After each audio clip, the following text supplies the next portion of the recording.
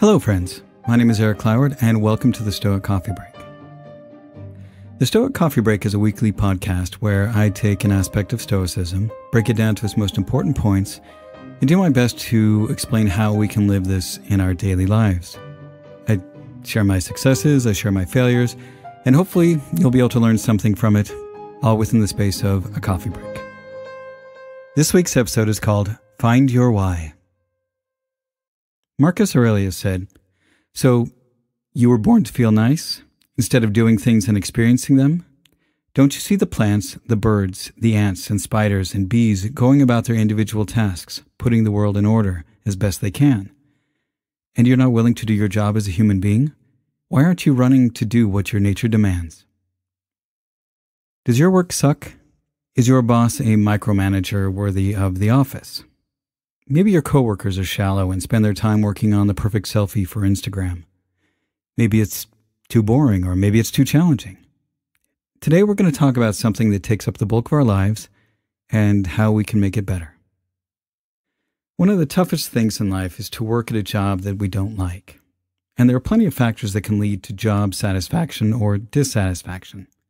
And many of them are outside of our control, but there are some that are within our control. And those are the most important ones because they're the ones that can lead to true job satisfaction. And in doing this and in controlling these things, you may be able to find your life's purpose as well. The other day I was listening to an audiobook called Own Your Day by Aubrey Marcus.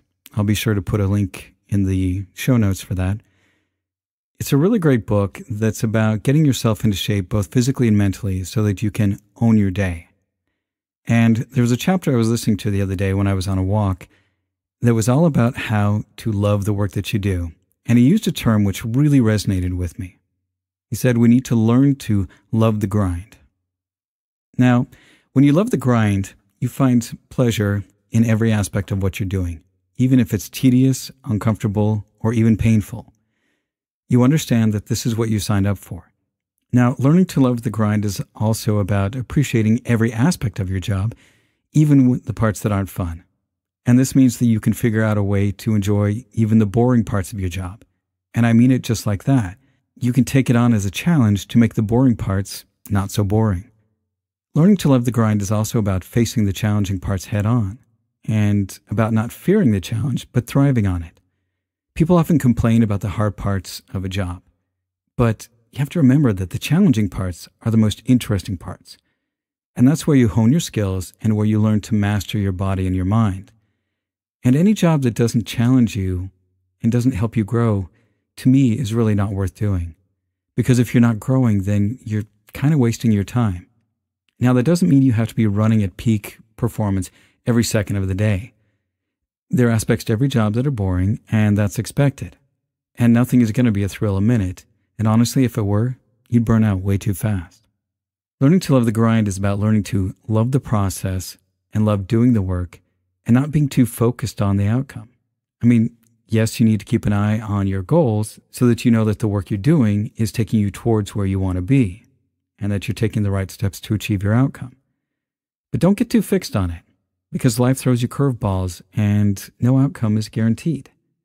You can control your part in the process, but you can't control that it will end up exactly the way you want. It will be what it's going to be. Find your why.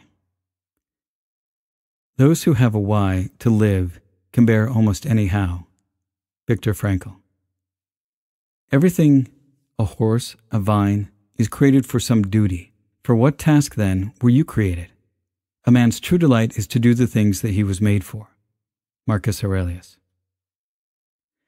When it comes to jobs, I think there are really two kinds of jobs.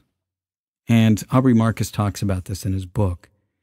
There are the ones that you do because you believe in the purpose and the mission, and it aligns with your purpose. And then there are those jobs that are just a means to an end, so that maybe we can pursue our purpose outside of work. Either way, to be successful and to enjoy your work, you must figure out your why. Now, when people talk about following your bliss or your passion and doing what you love, they're not wrong. But like always, it's never as simple as that. What they're really saying is that you need to find that inner lodestar. You need to find that fire that gets you up and moving, and not to look for things outside of yourself. you need to figure out the why and not the what. People get stuck on trying to figure out what the perfect job would be, and then they figure once they know that, they'll be blissfully happy. And you know what? It doesn't work that way. Every job, no matter how awesome or glamorous it looks, has its shitty aspects. You want to be a rock star? There's a lot of work involved in being a rock star. There's lots of practice, there's lots of touring, there's lots of rejection and disappointment. You can't have the glory without the slog. Now, there are times in our lives where we may work at a job that is not something that we love or even like, but it can still feed our why. For example, my oldest kid just got a job at a bakery. And as we were talking about it today, they said they had made up their mind that even if the job sucked, they were excited anyway because they really wanted to learn how to bake and decorate cakes. They were willing to put up with the crappy parts because they wanted to gain the skills that could lead to something better. They were willing to pay their dues. Another example of doing something that may not be our passion but feeds our why comes from an interview I read with the director Kevin Smith.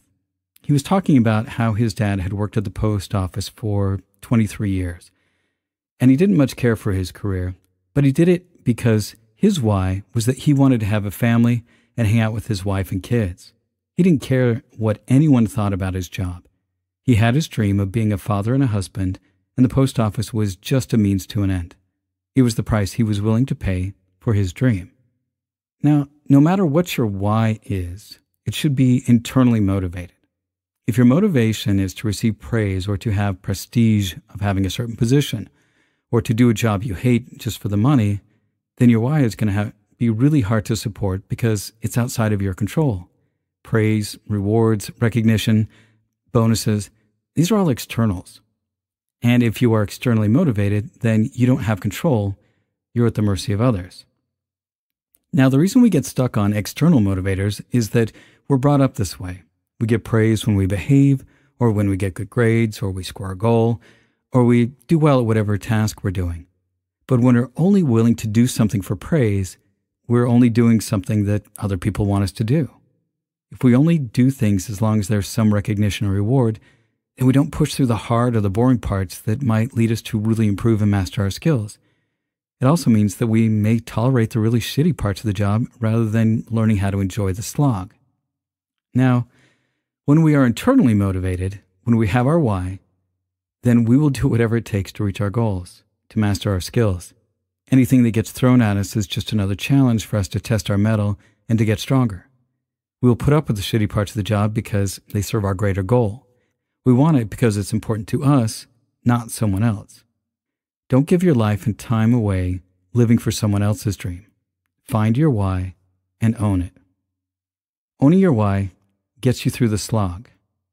When I first started this podcast, I really didn't know what my why was. I wanted to learn about Stoicism, and I wanted to figure out how to make a podcast. I hoped that learning about Stoicism would help me to grow into the person I want to be, and that making the podcast would just teach me the skills to create something interesting. And as I've worked on this, I've figured out my why for creating this podcast and for creating a community around it is simply this. My why is to reduce suffering in the world and to help people live their best lives through learning and applying Stoic principles. And owning this why is what helps me through the slog. When I sit down to work on an episode for this podcast, it's always challenging. I'll have an idea in my head of what I want to express, and sometimes I feel like I have to push hard to get things going. Sometimes I'll hit that flow where my mind is clear and my fingers fly across the keyboard. And sometimes I can tell I'm on the edge of something good, but finding the right words and phrases to bring the idea from my head to the page so I can share it is like slogging through a Spartan race course. But I keep pushing because I can feel that there's that gold at the end of the slog. And I'll push through that slog because I know if I keep pushing through that resistance, and that if I put word next to word, in the end I'll have created something of value. Now, some episodes turn out great, others are just so-so, but no matter what, it's always worth it. Now, sometimes we get frustrated or struggle with our work. We complain about the things we don't like, which can make it really easy to focus on the less desirable parts of work. This can color our entire view of the situation, and it rarely leads to a solution and ends up making us feel even worse. But we can offset this with constructive complaining or just venting, getting out the things that you're struggling with. If you're complaining but have no desire to do anything about it, just be honest about it. But recognize that when you complain and take no action, you are not controlling the things you can, you are allowing yourself to become a victim. If you are letting off steam and you are paying attention to what really bothers you, then you can take those issues and figure out how to fix them. Look at the challenging parts of your job not as impediments to your work, but as obstacles to learn from, to grow your skills, and to master the challenging parts. Whatever it is that you do for work, find your why. Maybe it's providing for your family or to learn a skill. Maybe it's because you believe in the mission of what you're doing. Whatever it is, figure out what that is so that when you hit the slog, when a new challenge comes along or you're stuck in the boring part of your work, you won't slack, you won't complain, but you'll be the master of yourself and your work. And that's the end of this week's Stoic Coffee Break. Be good to yourself, be good to others, and thanks for listening.